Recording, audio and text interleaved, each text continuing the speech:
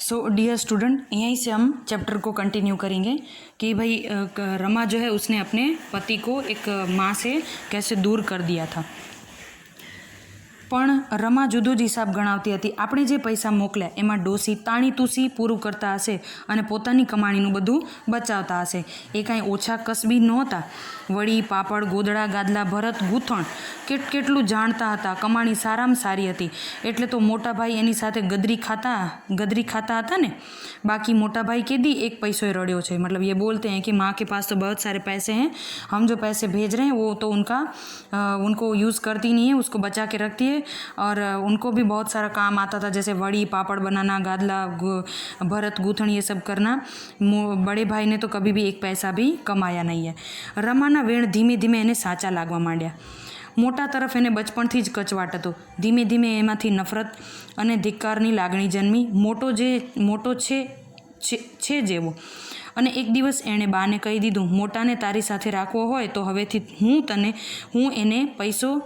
हूँ एक पैसो तने नहीं मोकलूँ, हूँ कमाया करूँ ने ए वापर्या करे, ए नहीं बने। अब देखो यहाँ पे पत्नी के कुछ शब्द कान में पति के कान में भर दिए गए, ताकि अब ये बोल रहा है कि एक दिन उनकी माँ को उन्होंने बोल दिया कि अगर आपको बड़े बेटे के साथ ही रहना है तो मैं आपको अभी से एक भी पैसा भेजूंगा नहीं, क्योंकि मैं कमाता हूँ और वो यूज़ करता रहता है। એ સાંભળી બાની આંખમાં ગરમી આવી ગઈ હતી। મોટો મારી ભેગો રહે છે કે હું એની ભેગી રહું છું? બોલતા જરાક વિચાર કર। મોટાની વહુને મોટાના છોકરા મારી સેવા ચાકરી કરે છે, તારે ને તારી વહુને કાંઈ કરવું નથી ને ઉપરથી મારું કામ કરે છે, એને કરવાય દેવું નથી। તું રડે છે ને બે પૈસા મોકલે છે, એમાં આટલો રોફ શું જમાવે છે? જા, પૈસોય મોકલતો નહીં, તારો પૈસો મારે આજથી હરામ। બા રડી पड़ी અને રસોડામાં चाली गई।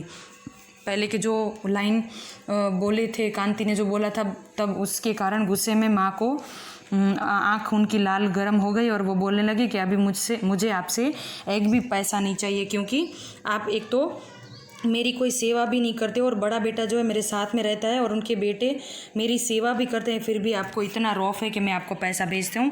आज से आपका पैसा हराम है, मुझे आपका पैसा नहीं चाहिए। कांतिने थोड़ा दिवस तो चेन पड्યું નહોતું, પણ પછી રમાએ મલમ પટ્ટા કરીને બધું ઠીકઠાક કરી દીધું। એ બનાવ બન્યો પછી કાંતિનું અમદાવાદથી વતનમાં જવા આવવાનું ઓછું થઈ ગયું અને પછી તો સાવ બંધ જ થઈ ગયું। પછી જો કે બા સાથે થોડીક વખત મનમેળ પણ થયો હતો અને ક્યારેક એ પૈસા પણ મોકલાવતો હતો અને એક બે વાર મોટા સાથે ઝઘડો પણ થયો હતો, પણ પછી વતનની દિશા લગભગ બંધ જ થઈ ગઈ હતી। છેલ્લા કેટલાક વર્ષોથી બા વતનમાં એકલી રહેતી હતી। મોટો રાજકોટમાં નોકરી કરતો હતો, બા એની સાથે રહેવા ગઈ પણ શહેરમાં ફાવ્યું નહીં, એટલે પછી ગામડામાં ચાલી આવી હતી। મોટો 2-3 વાર અમદાવાદ આવીને ઝઘડી ગયો હતો। હત નમાલા ઘરડી માનવે તને દાજતું નથી। રમા કહેતી, મોટા ભાઈને કહી દો, બહુ દાજતું હોય ને તો માને કાવડમાં લઈને જાત્રા કરાવો ને, અહીં શું કામ બાજવા દોડે આવો છો? પણ કાંતિ કોઈને કાંઈ કહી શકતો નહીં। કહેવાનું મન તો ઘણું થાય, પણ કોને કહેવું? બા ક્યારેક કાગળ લખતી, ભાઈ તું 2 પૈસા કમાય છે તો તારે કાંઈક સમજવું જોઈએ, મોટો બચરવાડ માણસ છે। બા કંચન માસી પાસે પત્ર લખાવતી હતી। રમા પત્ર વાંચીને તરત જ કહેતી હતી, તમારી બા મને વાંજણી કહે છે। ડોસીના કહેવાનો અર્થ તમે સમજ્યા? તમારે કાંઈ છોકરું છયું નથી, પૈસા કમાવો છો એ કોના માટે? આખરે તો બધું મોટા ભાઈના છોકરાને જ જવાનું ને, એટલે અત્યારથી સમજો તો સારું, પણ હું એક પૈસોય મોટાના છોકરાને આપવાનું નથી। ભલે મારે છોકરું ન હોય પણ હું વાંજણી હોઉં, દાન ધર્મ કરી દઈશ, નદીમાં નાખી દઈશ, પણ બીજા કોઈને આપીશ નહીં। ડોસીના વેણ તો જુઓ કેવા વેણ લખે છે।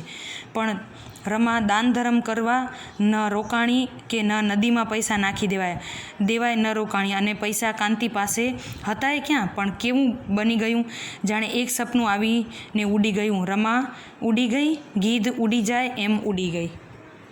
यहाँ पे दोनों भाइयों के बीच में अब फाइट, थोड़ी सी शब्दों की फाइट होने लगी है कि भाई वो एक बड़ा भाई जो है वो राजकोट नौकरी करने के लिए चला गया। एक बार तो वो अहमदाबाद जाके भाई से बात करने के लिए भी गया, लेकिन पत्नी के कारण उन दोनों के बीच में भी थोड़ा सा झगड़ा हो गया।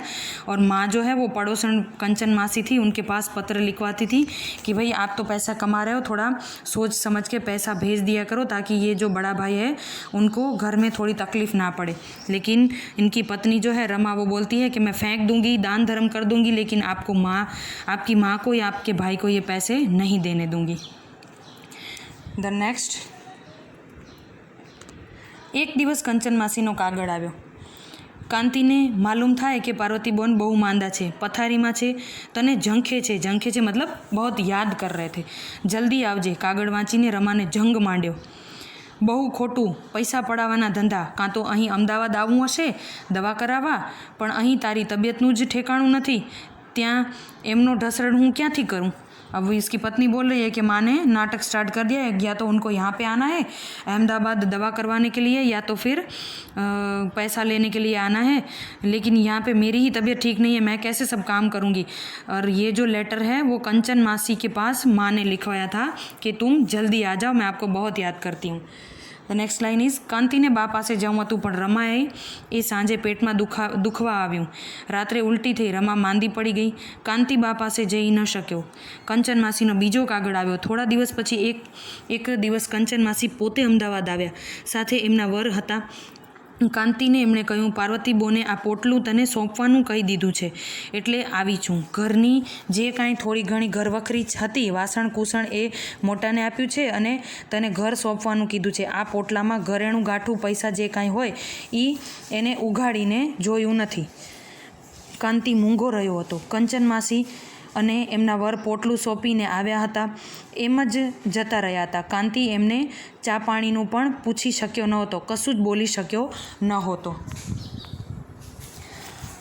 यहाँ पे उनके पड़ोस में जो कंचन मासी रहती थी वो अहमदाबाद आई उनके पति के साथ और बोली कि भाई आपकी माँ ने मुझे ये जो एक पोटलू यानी कि बुड्ढी के पास एक कपड़े से बांधा हुआ पोटला जिसे बोलते हैं वो था, और वो कंचन मासी ने बोला कि आपकी माँ मुझे ये दे के गई है, और घर में कुछ बर्तन थे वो बड़े भाई को देने के लिए बोला है, और वहाँ का गांव का जो घर है वो आपके नाम करने के लिए बोला है, और इस पोटके के अंदर क्या है मुझे पता नहीं है, वो आप खोल के खुद देख लेना।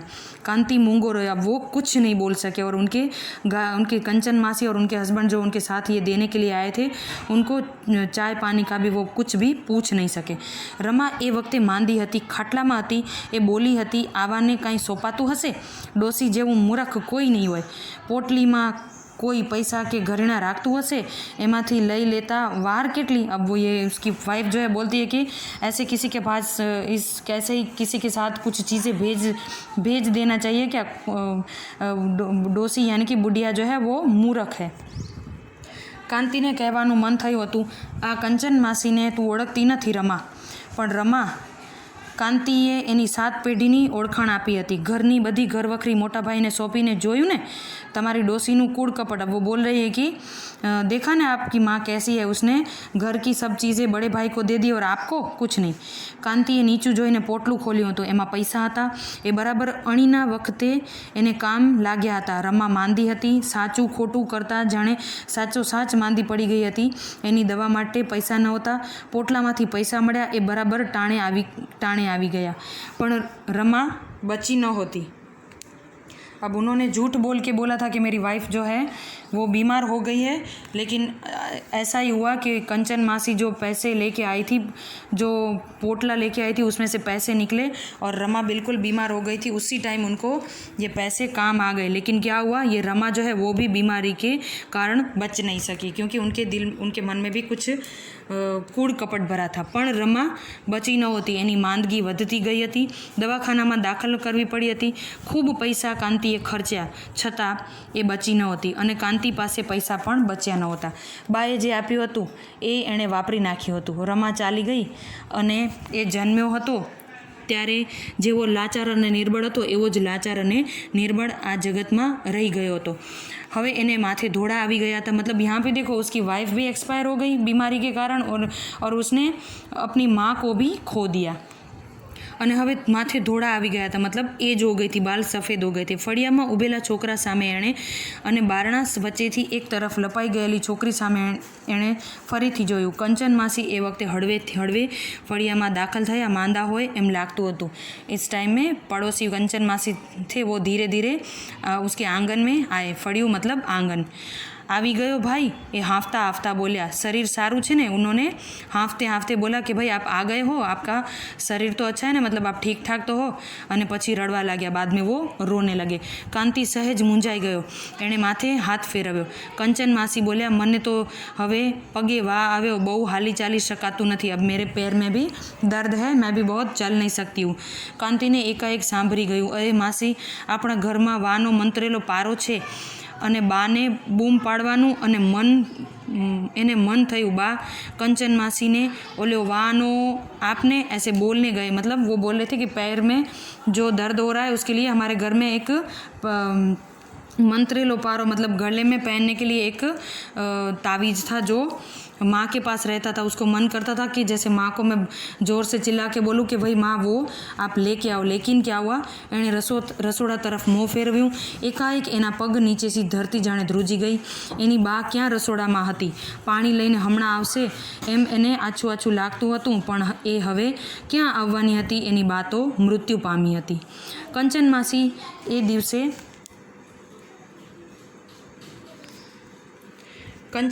એ દિવસે એને ત્યાં અમદાવાદ પોટલું લઈને આવ્યા એ પહેલાં જ બા મૃત્યુ પામી હતી. કંચન માસી પાસે બાએ કાગળ લખાવ્યો હતો, તાર કરાવ્યો હતો, પણ કાંતિ પણ જઈ ન શક્યો હતો. પણ બાને ક્યારેય રીસ ચડતી નહોતી. કાંતિ ઉપર તો ક્યારેય એને રીસ ચડતી નહોતી. પોટલું, ગરણા, ગાંઠા, પૈસા જે કાંઈ બધું હતું એને અને આ ઘર, આ ઘરમાં કાંતિ જન્મ્યો હતો. ક્યારામાં છોડ પાંગરે એમ ઘરમાં એક મોટો થયો હતો. આ ઘરની દિવાલોમાં એનું હાસ્ય, એનું રુદન, એની રીસ, એનો આનંદ, એની બાનું હેત, એના છણકા. કાંતિ દિવાલો સામે જોવા લાગ્યો. વાદળા ધીમે ધીમે ક્ષિતિજમાં સમાઈ જાય એમ બધું ધીમે ધીમે ડૂબી ગયું હતું. બા નહોતી, કશું જ નહોતું, ઘર નહોતું, ખાલી ખોરડું હતું. ધોળ કર્યા વિનાની ભીતો હતી, ગાર કર્યા વિનાની ઓસરી હતી, ફળિયું હતું,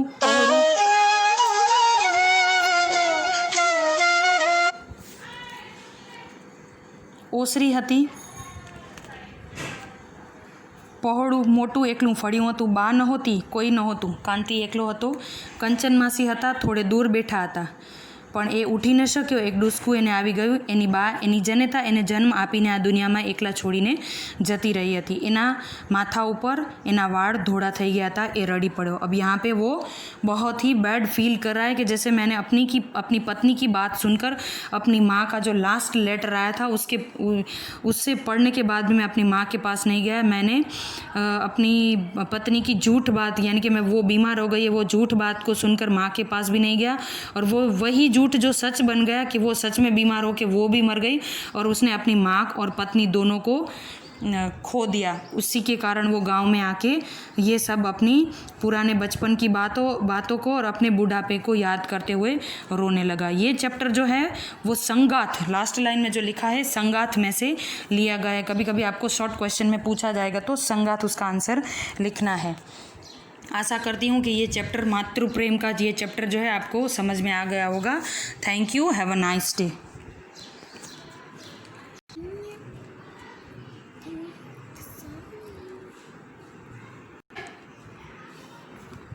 तेर मिनिट और चालू पड़े तो